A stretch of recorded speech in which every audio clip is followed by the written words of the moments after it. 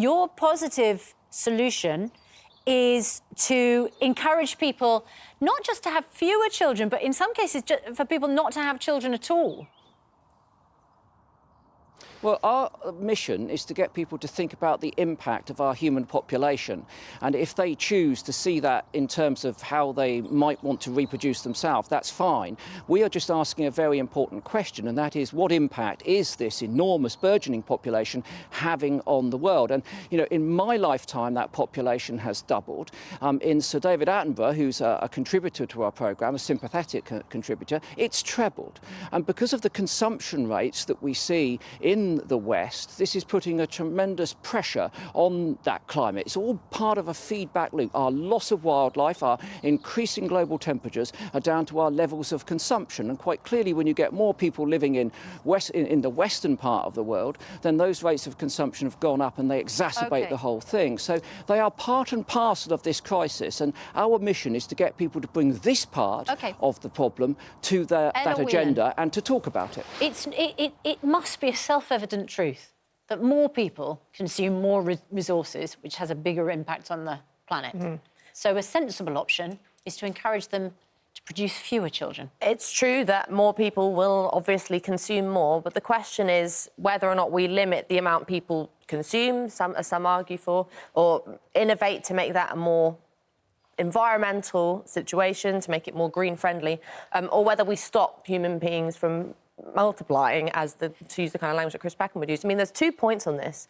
Firstly, birth rates in the West have dropped, are dropping. You know, population growth is not an issue, for example, in the UK. It's not a big problem. Where it is in large numbers, well, is in places growing. The population is growing. It's just growing at a slower rate. The contrast I'm trying to show you is that in the West, it's dropping. In places like South Sudan, in Chad, in Niger, it's very high. So if we talk about stopping people from having children and where that's going to make an impact, the uncomfortable background to all of the discussion that people like Chris Packham are having is that essentially they want to stop certain people from having more children where that birth rate is higher. And more often than not, it's black people. And people in the West are allowed to carry on doing what they want, and that's not the issue. I think that, you know, don't want to use the word racist, but I think with a lot of the population control argument, there's a Malthusian element to it, there's a misanthropic element to it, and there's also a deeply immoral element to it, which is questions about differing values of human society. And well, Chris Packham, that's quite a charge. Can I just make one more point? With the second point, which is really important, is that laying the blame of all of this at women's feet and women's wombs, I think, is deeply immoral. The question is whether you want to... There's so much pressure on motherhood, on women to make decisions. We actually can't make free decisions about our bodies at the moment because of the state of our reproductive rights. Don't blame women for this. I think that is that's OK, really Chris Packham, the charge is that, you know, this is bordering on racism and misogyny and sexism, the full gamut. Yeah, I think I have to be really clear here, Piers and Susanna. I know we like a bit of controversy, but I have to be really clear. There's not a racist cell in my body, and I am not asking anyone in the world, whether in sub-Saharan Africa or the United States, to not have children. I'm not asking or suggesting we do anything that isn't voluntary. The key thing that we have here, which I've already pointed out, is levels of consumption. If everyone in the world consumed the same as we do in the UK, at this point in time, we would need 2 extra planets. If everyone consumed in the way that they do in the United States, we would need 4 extra planets. Sub-Saharan African populations are beginning to grow, so are their aspirations in a justified sense, and as a consequence of that, their consumption will grow too. We're not talking about black people, white people, Christians or Muslims. We're talking about organisms and their capacity to consume resources which are no longer available on our planet.Moving to point 2, there's not a misogynist cell in my body. I blame Have you got any cells in your body, Chris? This growing population. It takes two. Yeah, well, there are quite a few, yeah. And they're not all brilliant, but none of them are racist and misogynist. The key thing is, one of the things that we explore in our programme is that through the empowerment of women, particularly through the extending their educational periods, we see a natural decline in populations. Women that have a better understanding of their health and their family health will choose to marry later and have less children. And sorry to interrupt, Chris, but also, Ella Whelan, to do so. But this doesn't make me a misogynist. No. In fact, I would be someone who would like to emancipate women all over the world for social as well as population different reasons.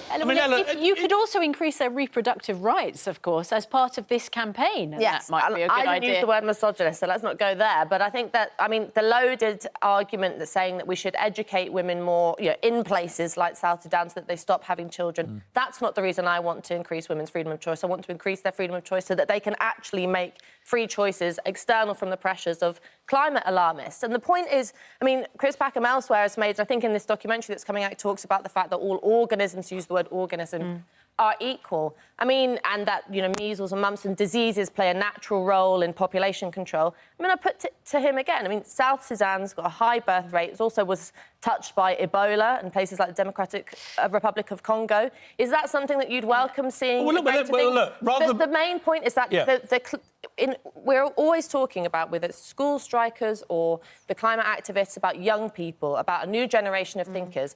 My argument is that we're going to have to innovate our way out of the issues we face with the planet. That will take more human beings, more human ingenuity, more human brains. It will, but Ella, in order to fix that. I have to say, listen, I agree with a lot of what you're saying, but also I agree with a lot of what Chris is saying. Unusually, I'm on both camps here a bit. I think the key thing, surely, is when you hear that David Attenborough, in his lifetime, has seen the global population treble, that is a pretty staggering and frightening statistic. When we know that the planet is heating up at a very dangerous rate, and we know that our consumption levels as a populace are also increasing at a dangerous rate. None of this makes me feel comfortable about how we are dealing as a planet and a populace with this mounting problem. That's the negative side of it. If you think of the positive side of it, less women are dying in childbirth, more children are surviving. Yep. We're not dying from the flu. Our grandparents are living longer. There's lots of positive sides to it. There is something that we need to do about how we are affecting the planet, how we're dealing with climate change. What about looking into GM crops? What about looking into changing our energy systems? What about all of these things, which is about accepting that more human beings are a positive force? There are huge political, strategic, geopolitical arguments about this. But ultimately, Chris, doesn't it boil down to, people want to have a child. It's an instinctive feeling for many people. And if to ask people to deny that He's not saying have no kids, he's saying have fewer, right? That's your position. Or although you have encouraged tax breaks, haven't you, for families who have no children at all?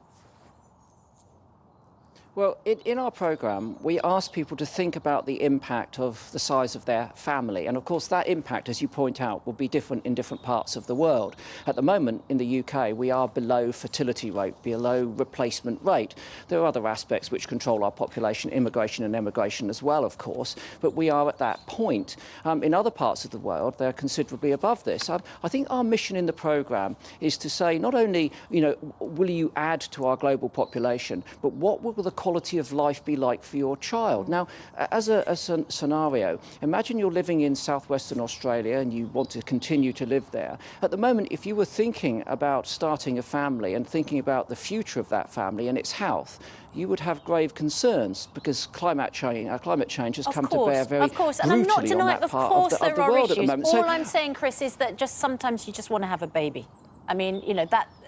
People. Yes, of course. That's your instinct, is to reproduce. And in the programme, we follow a couple who have gone through many courses of IVF. We don't dispute in any way, shape or form that there's a necessary, obviously, biological urge for people to reproduce. Okay. But we do have to look at the impact of that. And it's not only about having babies, it's about the fact that we are all living a lot longer, and therefore we need to accommodate that by investing in care for elderly people and people moving into the latter stages of their lives. Is if we all find points, this is very difficult these days, in these tribal era we live in, if we all find points of agreement and we then tackle it in a positive way. I think catastrophising everything doesn't help anybody. But Piers, we are one species on one planet with one last opportunity to get this right. Unless we have these sorts of discussions, we won't move forward and make any progress. And all we're saying in our programme is please think about this. I think generally... Let's come up with solutions and make them work. Be more positive about humanity. I get it, but I think we all have to be more positive so that we don't scare everyone too much and we say, this is how we're going to fix it. That should be the key thing for us as a world right now, is how are we going to come together and fix this problem? I'd like to see more positivity about how we do that than just the world's going to end. Anyway, Chris Packham, fascinating debate, very interesting documentary. Ella, thank you very much. Interesting, isn't it?